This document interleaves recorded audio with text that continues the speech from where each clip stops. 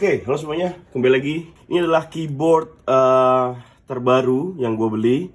Harganya itu sekitar 1,2 sampai 1,3 juta lah. Ini mereknya Keychron K1. Mungkin kalian sudah pernah dengar di beberapa teman-teman tech reviewer lain sudah pernah membahas keyboard yang satu ini. Dan ini versi yang low profile ya. Jadi dia nggak pure mechanical, tapi dia rasanya katanya seperti mechanical juga, tapi dia lebih tipis. Nah, sekarang coba kita lihat dulu, ini dia kotaknya, masih dalam plastik ya. Dan kalau lihat di belakang sini ada beberapa keterangan mulai dari low profile switches, terus juga dual compatibility, ada wireless dan wired, terus juga ada bisa sampai up to 3 devices. Baterai life-nya bisa lama, 2 minggu katanya. Terus aluminium body. Nah, kalau yang versi aluminium ini lebih mahal ya daripada versi yang plastik. Dan juga ada 15 light effects yang nanti akan kita coba juga. Dan tampilan kotaknya sangat sederhana, sangat simple, kayak gini aja udah. Ada tulisan Keychron tapi dia ada emboss warna hitam gitu, jadi nggak terlalu kelihatan ya. Mungkin plastiknya kita buka dulu. Oke, plastiknya sudah terbuka, coba kita.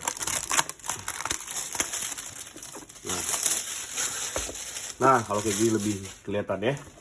Ini dia Keychron K1. Mantep ya. Kelihatannya di sini kalau kena cahaya.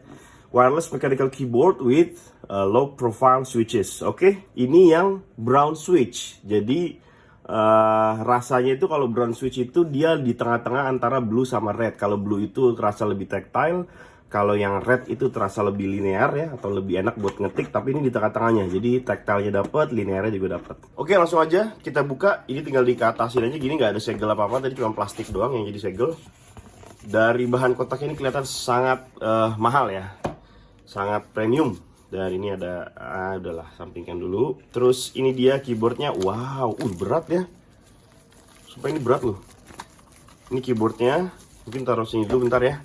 Terus di sini ada kabel USB Type-C. Jadi dia sudah di-charge melalui port USB Type-C dan ini sudah braided kabelnya. Jadi lebih awet pastinya ya. Terus di sini ada beberapa keys cadangan, sepertinya ini kayak buat Windows ya. Atau apa? Ini ada buat Windows kayaknya. Terus di sini ada alat buat nyopotin keycaps-nya. Dan di sini juga ada manual book dan juga if you are Windows user, jadi buat kalian yang mungkin pakai Windows ini tinggal diganti ya, sama yang tadi ini dapat dari sini, tinggal diganti command optionnya, diganti sama alt dan ini. Oke, mantap. Kita kesampingkan dulu berbagai kotak-kotaknya. Oke, ini dia keyboardnya, masih di plastik, di dalam plastik. Kita coba buka. Wow, ini bahannya aluminium ya. Jadi memang kenapa gue pilih yang bahannya aluminium supaya lebih awet. Karena kalau plastik itu kan dia seiring berjalannya waktu dia nanti akan akan ya memudar atau gimana ya. Tapi kalau aluminium kan lebih umurnya lebih panjang lah.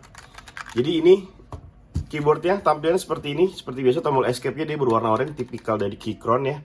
Terus ininya warna abu-abu, sangat matching dengan Logitech MX Master 2S yang baru aja gue beli juga. Nanti akan gue bikin videonya dari kedua device ini ya, mouse sama Keychron ini. Nanti kita lihat bagaimana rasanya menggunakan dua device ini menggunakan iMac, karena gue pakai iMac nih, menggantikan keyboard dan mouse bawaan dari iMac. So ini dia tampilannya seperti ini. Ini cuman jumlahnya itu 87 keys ya. Jadi tidak lengkap, nggak kayak yang keyboard Xiaomi ini. Kalau keyboard Xiaomi ini dia sampai ada numpadnya segala, tapi yang ini cuma sampai sininya aja. Dan kurang lebih panjangnya segini ya, kurang lebih sama, cuman ini nggak ada numpadnya aja. Nah, apa sih sebenarnya kelebihannya kalau misalnya kita pakai keyboard yang tidak ada numpadnya? Itu jarak kita dari megang mouse kayak gini ya, sama pas kita mau ke keyboard lagi itu nggak terlalu jauh.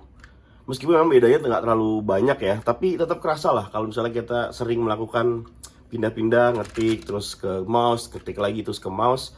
Ini kalau semakin jauh kita akan semakin pegel gitu. Tapi kalau misalnya makin kecil segini, makin deket ya makin enak gitu. Ini gue rasain di keyboard ini ya, yang ada numpadnya. Jadi kelemahannya seperti itu kalau misalnya yang keyboard yang full size kayak gini, yang 100 berapa gitu, capsnya 107 kalau nggak salah. Dan ini 87 doang, jadi lebih pendek jarak kita dari mouse ke keyboard. Oke, selesai. Kita lihat dulu, ini ada port di atas, ada Type-C buat charging ya. Di sini Terus ini juga ada switches-nya. Di sini ada Bluetooth, off, dan kabel. Jadi ada 3 toggle, sama ada Windows atau Android dan Mac atau iOS. Dah, itu port-portnya selebihnya sama. Ini bahannya aluminium. Ini build quality bagus sekali, gue suka banget dan kelihatan premium dan mahal. Dan memang ini harga keyboardnya karena sejutaan ya, jadi pasti harus kasih build quality yang kayak gini. Dan gue sangat puas mendengar dan merasakan langsung apa namanya istilahnya build quality dari keyboard ini terasa sangat solid di tangan, mantap sekali.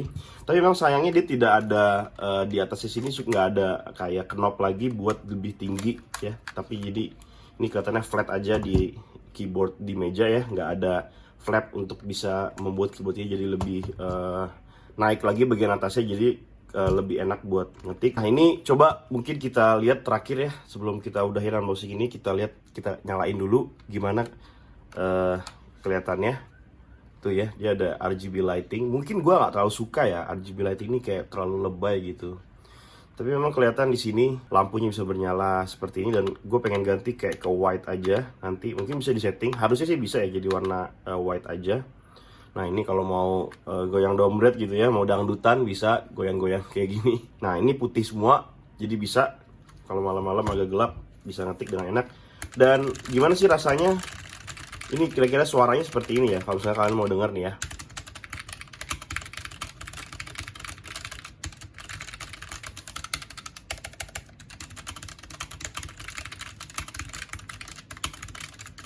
Nah, kayak gitu kurang lebih. Rasanya enak sebenarnya.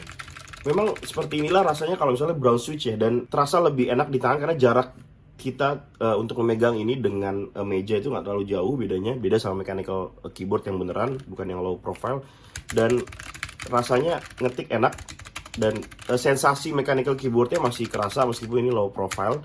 Dan jadi ini lebih flat juga apa button-buttonnya ya.